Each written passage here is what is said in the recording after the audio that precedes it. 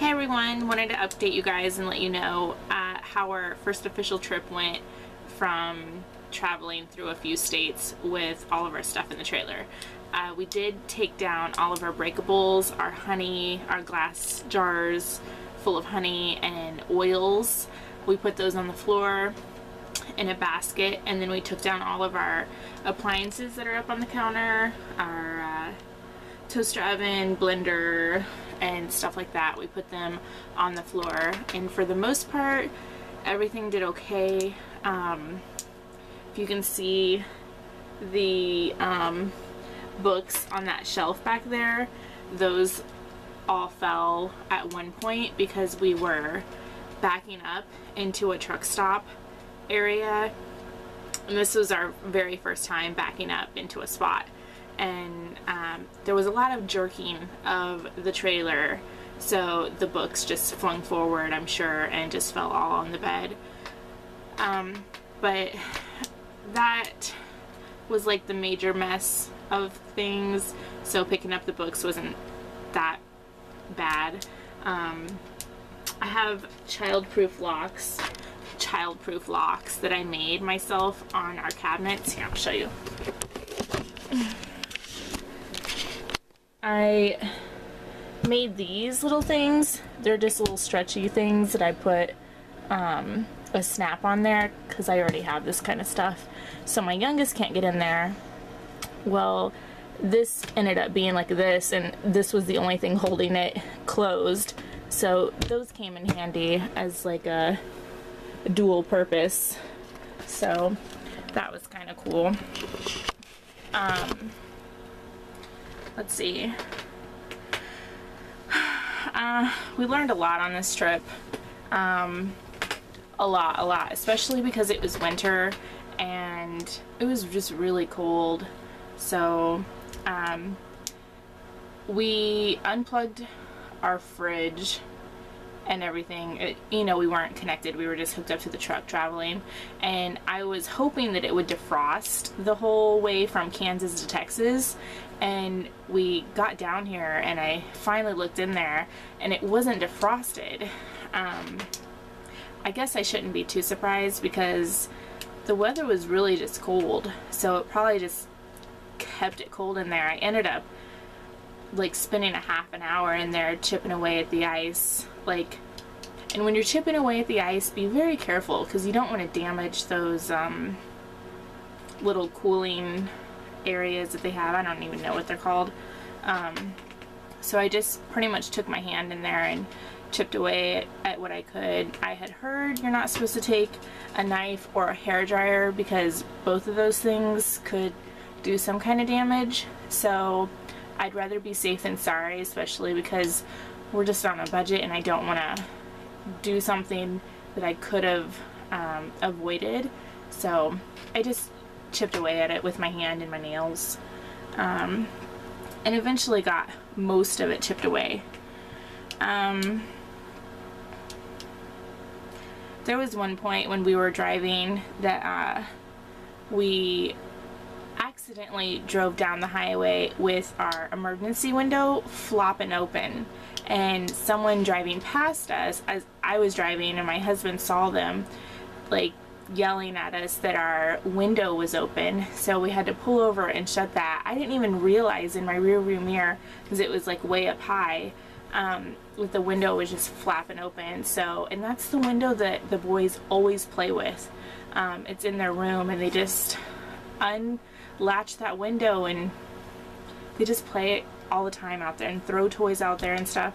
So it's our fault for not checking all the windows. Check all the windows before you leave, even if it's just for a brief time you go in the trailer. So that was one thing we definitely added to the list too. The first time that we left our old campsite, everything was fine. This was after the second night that the window was flopping open. So we learned that this is an older trailer, so there's a lot of things that aren't going to be like the newer trailers, but this door sitting up here will not open when it's connected to the truck, because the trailer isn't level, so it just kind of puts the door jamb at an awkward level and it just is stuck. It will not open. So we were using this back door with no steps that we never use. We were using that the whole time. So we learned something there.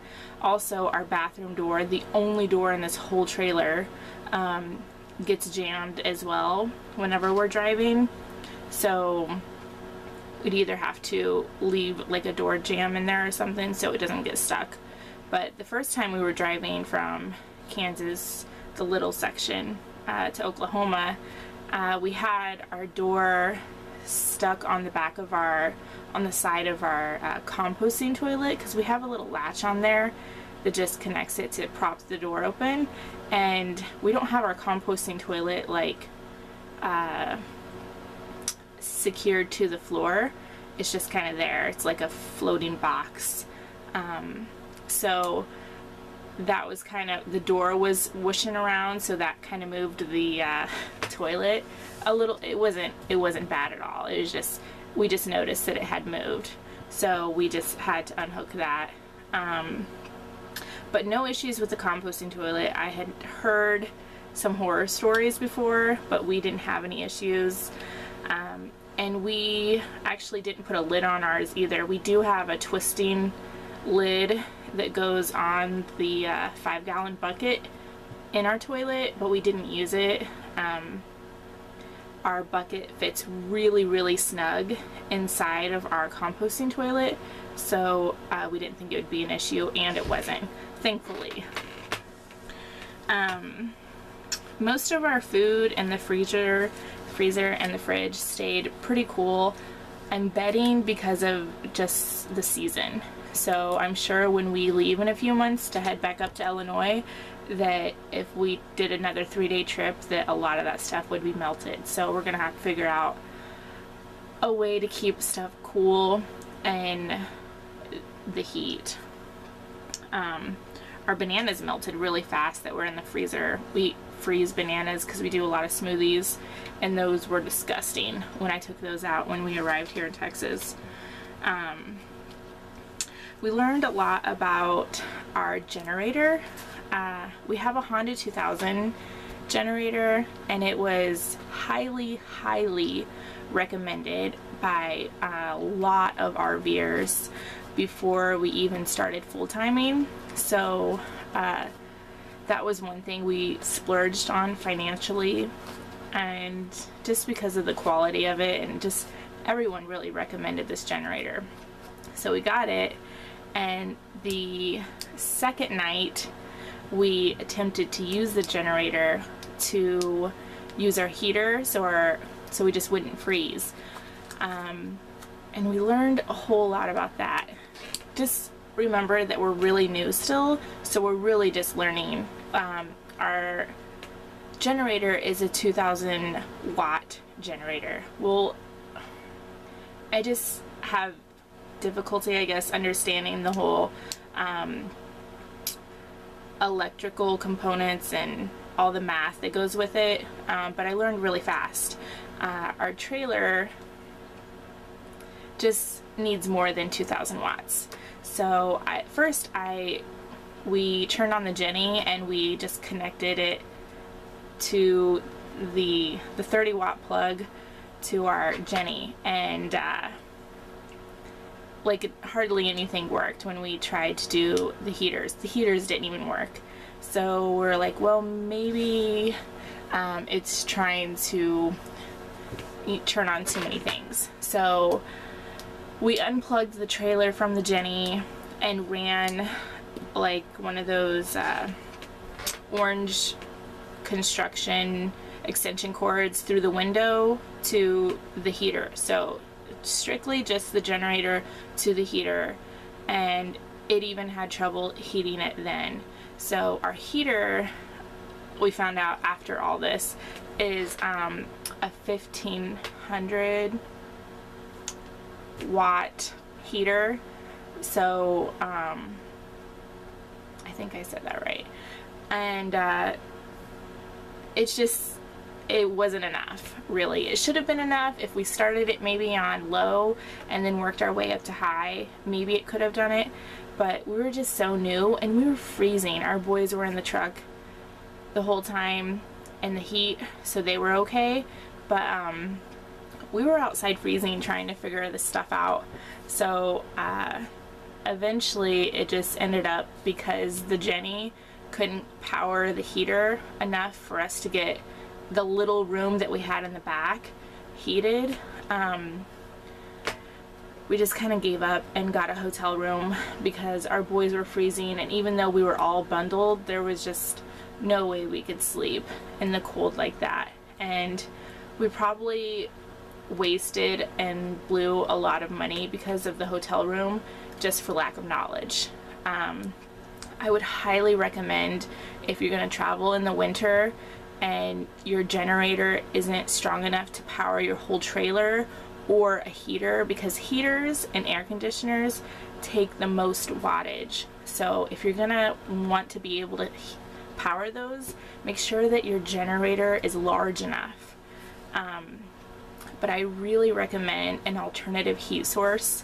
We've had loads of recommendations from people on Facebook and people on forums, to even you guys suggesting lots of great ideas for alternative heat. And just so you know, we couldn't use our propane heater because if you remember in previous videos, we tried to connect the propane to our fridge. So we would have our fridge on the way down to Texas. Somehow that got messed up and we just didn't connect it right or something. Anyways, we ended up putting the plug back on the end of the propane line because it was leaking really bad. We could smell it in our trailer. Even after we put the plug back on the propane, we could still smell it. So we're gonna have to, we bought some Teflon tape to wrap around there so it would stop leaking. We just haven't got to it even yet because it's been raining here the last couple days, so we just haven't gotten out. But anyways, we couldn't use our propane because it was leaking through the whole trailer and it smelled horrible. And obviously that's a serious hazard. So we just didn't even risk it. Anyways, there's a lot of alternative heat sources out there. There's the Mr. Buddy, I think it is, the heater that has the single propane heaters connected to it. I think I read up on that, and if you're gonna have it in your trailer, you need some kind of ventilation as well. So if you're gonna have that, it produces a lot of heat, but crack a window or something like that, because it's just not completely safe to have in an area that's closed off. There's also lots of options at truck stops. They have heated blankets that plug in if you have a 12-volt plug-in in your trailer. We do have one 12-volt plug-in in our trailer, but it's right here under our TV, and this is not the room that we wanted to sleep in. So, or else we would have just totally done the 12-volt thing, or because they even have 12-volt heaters. So if we closed off our boys' room, that probably would have worked, but we didn't have any way to connect the 12-volt heater or blanket back there. So that's why we didn't do that. Yeah, that was just really not fun. We were really frustrated and really not happy, and the weather that we were driving in was just very not ideal. It was snowing a lot. It was even raining. At one point when we had first started off, it was like a bit of a whiteout, so we were going super slow. And I don't know what it is with other people having all this confidence driving in weather like this, but they zoomed past us, like even truckers and stuff like that. So maybe it's just us because we're like really old people when we drive our fifth wheel, but I'd rather be safe than sorry and not go as fast as they did. But even when we got down here to Texas, we saw that the speed limit was 75 miles per hour, and my husband, who's very much the safety freak, was like, well, I guess that means we should probably go 60 miles per hour. It was funny because we would take turns and stuff, and he says, now you gotta slow down. It says 50 miles per hour at this turn, so that means you need to go 35. So he's just real cautious when we drive our fifth wheel and such, because we're still so new to it, and this was really our second time driving it. So that was fun, and we learned a lot about that. We had planned on eating here in the trailer and saving money, but to eat here we had to use our propane to cook. We were gonna have like eggs and bacon and stuff like that, and not use our Jenny, but use like the stove top in the oven and stuff. Well, we couldn't use our propane, so that threw that option totally out the window, and we didn't have that much options to just snack on. We had a lot of fruit and peanut butter sandwiches, but that's about it that we had that we couldn't use with the stove. So another recommendation is to always have backup food options so that you don't waste money going out to eat. We did stay at a Walmart parking lot the very first night, so we just went to Walmart in the morning and got some breakfast items and just ate in the truck. So that wasn't terrible, because we weren't necessarily eating out at a restaurant, but it still wasn't ideal at all. So that is just another tidbit there. Let's see, our kids did a lot better this time around. The first time we drove from Illinois to Kansas, our kids were wanting to stop like every hour, 2 hours or so, and it was awful. They were not used to being in the vehicle that long, and there was just nothing for them, no entertainment. Plus the drive from Illinois to Kansas is really boring. There's like nothing there. The landscape is just boring. This time around they did really good, and one day actually they sat in the vehicle for about 8 hours off and on. So we did stop a lot, but they did really well, a lot better. So I feel like they're adapting better, which is good, because on our way from Texas to Illinois, we'll probably be able to make it even shorter. We'll see how that goes. But all in all, everything did pretty good. Our knives on our magnetic strip actually stayed up there, which I was surprised, because I had heard off and on that those didn't work. So ours actually was fine. So all of our knives stayed up there, and we didn't have any issues with that. That's about it for things we learned. So we pretty much booked it down here the day after we got out of the hotel, and we just drove straight through as much as humanly possible to get to our campsite, and we ended up here really late, but it was worth it because we got to be hooked up and we got space heaters. So another mini update is, we told you guys that my husband got offered a work camper job here at Jellystone, so he gets to work 2 days a week, so 8 hours twice a week. But they ended up offering him 40 hours a week and paid. So that was really awesome and a really huge blessing, and we're really thankful for that, because that gives us a little bit of breathing room in our finances. So that was pretty awesome. So that's about it that we have for right now. So thank you guys for watching, and I'll be sure to update sometime later again. Thanks.